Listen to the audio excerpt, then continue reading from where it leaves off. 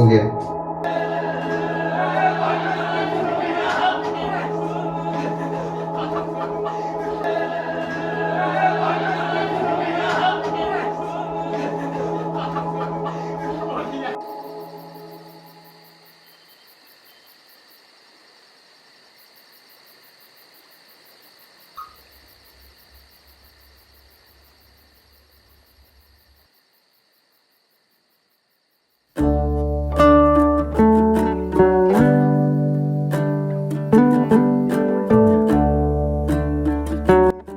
Being in middle class हर माँ बाप का सपना होता है उनका बच्चा आईआईटी एम्स जाए, लेकिन हम सक्सेस को देख लेते हैं, उनका क्या जिनका सपना एक सपना ही रह जाता है। वेले मेरी कहानी है जहां मैं तुम्हें बताऊंगा मुझसे क्या गलती हो गई।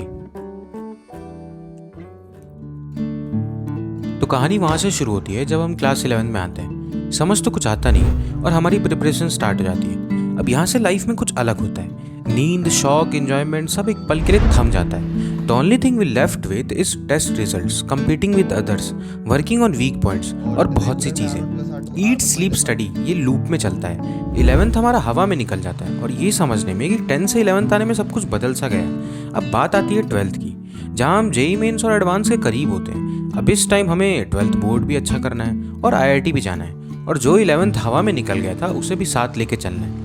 Syllabus completion, mock test, organic, inorganic, physical, mechanics, thermodynamics, integration, vector सब करना है।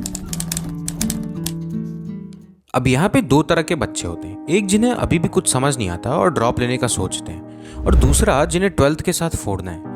बहुत से बच्चों को गाइडेंस भी लेना पड़ता है, कुछ बच्चे तो प्राइवेट का सोच लेते हैं और हम उस जोश को कम करते जाते हैं जो स्टार्टिंग में रहता है।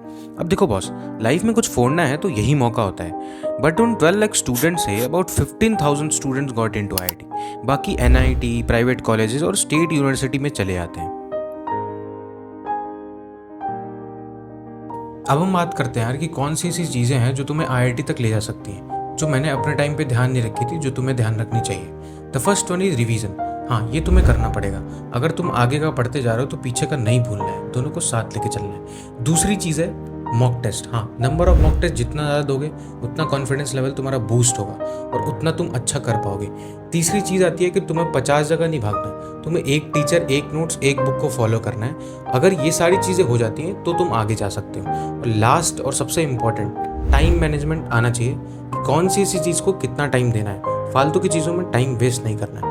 अब बात ये करते हैं कि यार ये सारी चीज़ें तो हमें पता है और ये लोग कर भी लेते हैं, बट नियरली 1% बच्चे ही क्वालिफाई कर पाते हैं। ऐसा क्यों? मतलब कुछ ही लोग इसको फॉलो कर पाते हैं। यार तुम्हें अपने गोल को क्लियर रखना है कि तुम ये कर क्यों रहे हो बेसिकली, ठीक है?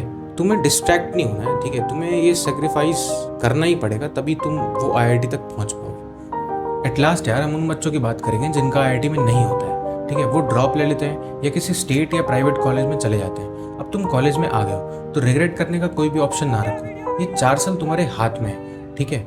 अगर ये 4 साल तुम्हारे हाथ से निकल गए तो शायद तुम्हें लाइफ टाइम रिग्रेट हो जाएगा। तो जो भी तुम्हें मिला है उसे एक्सेप्ट करो और उसमें बेस्ट करने की कोशिश करो। यार ऐसा काम करो कि शायद तुम्हारा कॉलेज तुमसे जाना जाए, अगर वो टायर 3 कॉलेज है। एग्जाम्पल तुम अलग सर का ले सकते हो, वो कहाँ थे और अब कहाँ पे हैं, ठीक है? तो जो भी प्रिपरेशन कर रहे हैं आईआईटी जेईई की, उनको ऑल द बेस्ट। और कोई भी प्रॉब्लम हो मैं हमेशा उनके साथ हूँ। तो कोई भी मिस्टेक मेरे से हुआ हो यार, मुझे कमेंट बॉक्स में ज़रूर बताना। Thank you so much, bye bye.